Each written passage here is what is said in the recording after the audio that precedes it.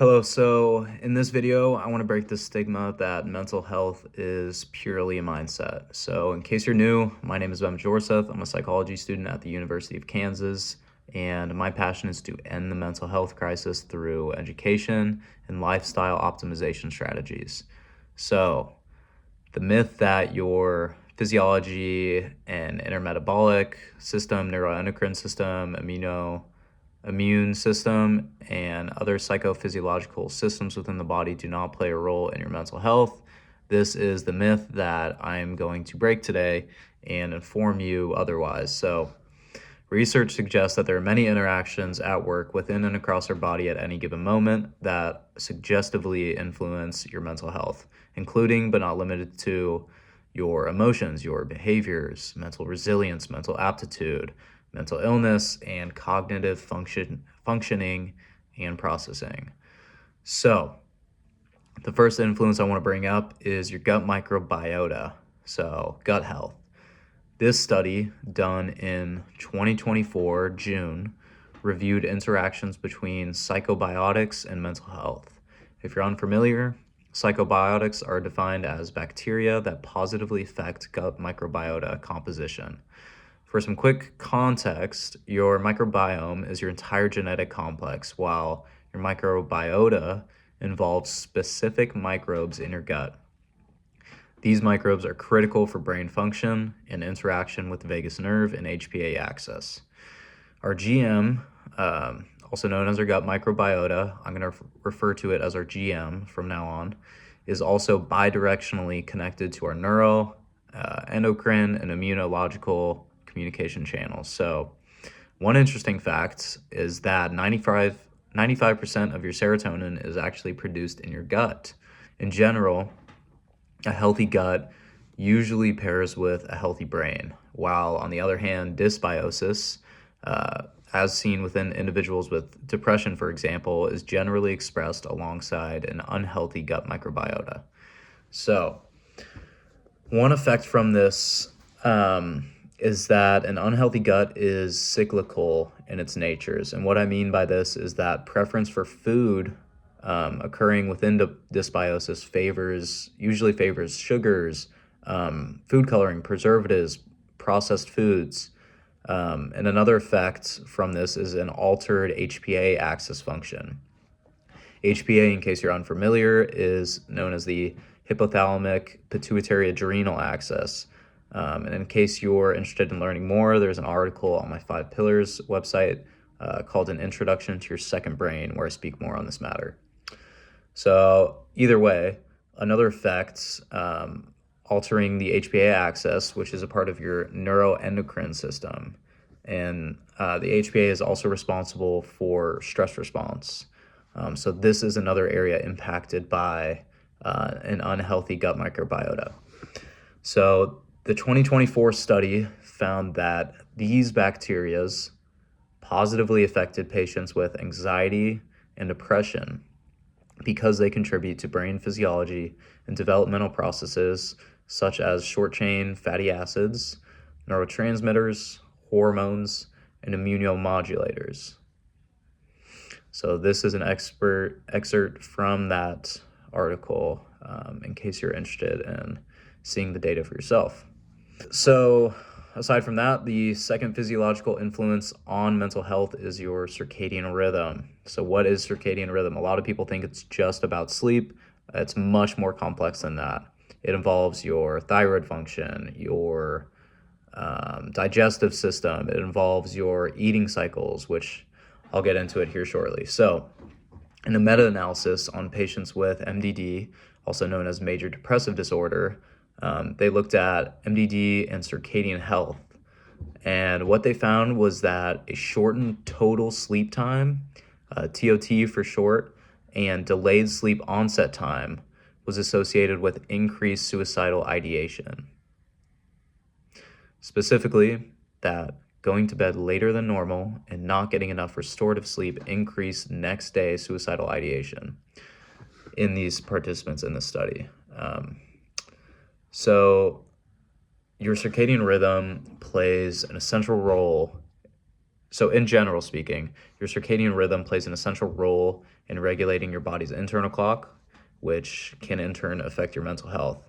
On any given day, your circadian rhythm, in part with other body systems, helps regulate your sleep, immune system, endocrine system, gut microbiota composition, such as nighttime and daytime compositions being different from one another, your thyroid function, eating cycles, and more. So specifically, some other examples of this is the release of cortisol in the morning to help wake you up. So normally in the morning, it's said that we typically experience our highest levels of cortisol in healthy, normal individuals. And when I say normal, I just mean healthy in a like general sense of what we know about health.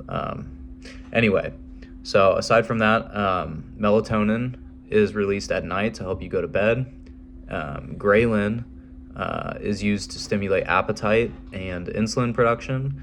And the circadian rhythm is also involved in the transformation of your immune system from nighttime repair and maintenance to daytime functioning. So when we're asleep, our body is trying to basically restore itself from the day's taxing, whether that be physical or mental. And basically it works in a sort of repair mode, if that makes sense. And it's very complex, so feel free to do your own research. But regardless, we're going to move on and look at how, in a general perspective in this study, they more focused on circadian disruption, which being a possible mechanism for decreased mental health and psychophysiological function. So circadian rhythm disruption basically is, some examples of this I can imagine are waking up frequently throughout the night, having an irregulated body temperature when you're trying to go to bed. Not many people know that your body temperature actually has to drop a few degrees to fall asleep. And some other examples would include a disrupted diet. So having to wake up in the middle of the night and eat a snack, or maybe right before you go to bed, you just get a really, really strong craving for something. And yeah, so these are all a few examples of circadian disruption. So this study in particular, though, suggests that there's a connection between your circadian health and your mental health. So the third and final influence to mental health that I want to discuss today is about what you eat from a molecular perspective. Separate from your gut microbiota, the fuel that you feed your body also influences your mental health. So you are what you eat. I'm sure you've heard this phrase before. It's a pretty popular phrase. To simply put it, the foods that you eat directly affect your physiological and psychological functioning. Without nutrients, we would not be alive, nor would our body be able to function at its normal rate. So a 2017 study looked at nutraceuticals, also known as nutrition-based psychiatric treatment, and their interactions with mental illness. So in this study, researchers found that a Mediterranean-based dietary intervention for participants with MDD, also known as major depressive disorder, were found to have, quotes, significantly greater improvements in depression scores measured via the Beck Depression Inventory, also known as the BDI, when these participants were in dietary support groups compared to MDD participants in just a social support control group. So, for context, the Mediterranean diet in this study was defined as involving high intake of legumes, moderate intake of meat and dairy, and olive oil as the main source of fat. So, and of these four different elements, I imagine high quality sourced, non-GMO, natural based sort of growth is sort of the backbone of these foods. But more so, another study mentioned within this article said that Mediterranean diets and traditionally healthy diets with nutrient-dense foods, higher intake of fruits, vegetables, fish, and whole grains, as opposed to the traditional Western diet, which has been identified as highly processed foods, such as processed grains, processed meats, salty and sugary snacks and beverages with lots of artificial coloring, artificial sugars. The list goes on and on.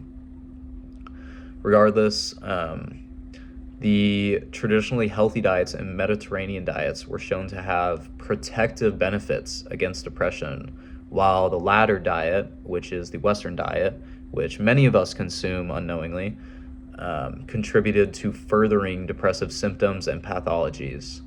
So while it's widely known that quality sourced healthy foods are generally good for us, unhealthy foods such as ultra-processed foods, preservatives, coloring dyes, and more are independently associated with poor mental health outcomes.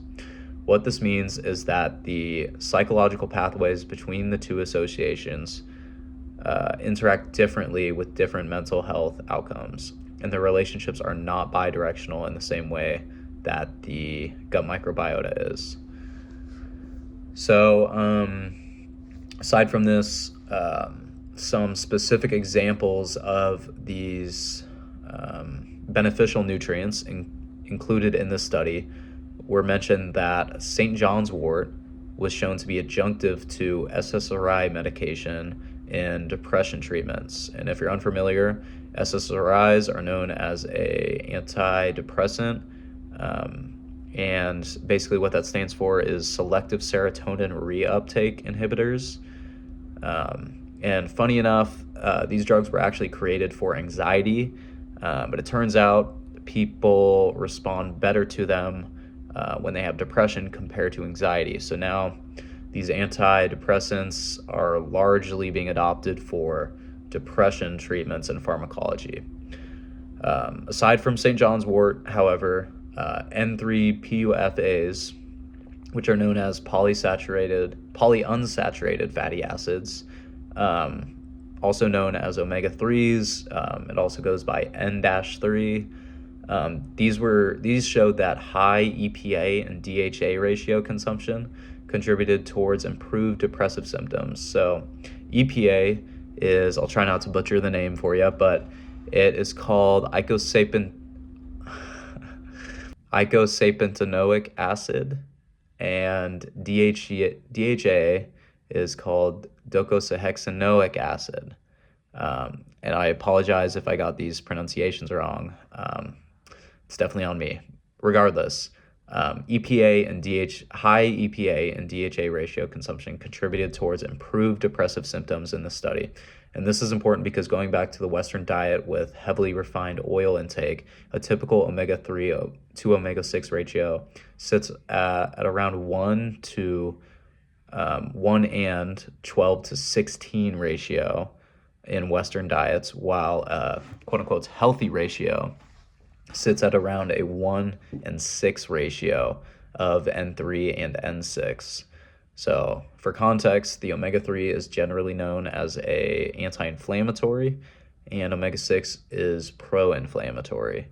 Both are necessary for healthy physiology and psychological functioning, and they're very necessary for homeostasis, in other words. Now, to summarize everything that I've kind of just run through, the gut microbiota, we've seen that within these articles that the gut microbiota may largely affect mood, behavior, and pathologies which contribute towards mental health outcomes. So aside from this, circadian rhythm, or disruption as I should say, has also shown to have significant impacts on metabolic function, sleep, endocrine function, gut microbiota composition, and our immune system function, which in turn suggestively influence our brain health, and in turn from that can influence our mental health. And again, mental health includes our mood, behaviors, mental aptitude, mental resilience, mental illness, cognitive functioning, and cognitive processing. So officially though, and lastly, nutrition, aka the fuel that feeds our fire, also has direct impacts on these same physiological functions and others, which all contribute towards mental health outcomes, including mental health, which all and lastly, nutrition, aka the fuel that feeds our fire, has direct impacts on these same physiological systems and other systems, which all contribute to our general health, including our mental health.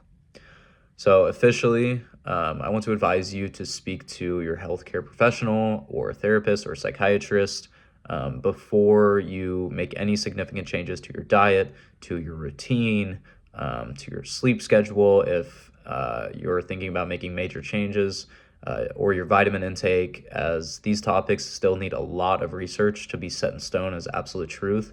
And more so, there is never a one-size-fits-all approach when it comes to mental health and general health as well. So, as always, be better, and I hope you have a great day.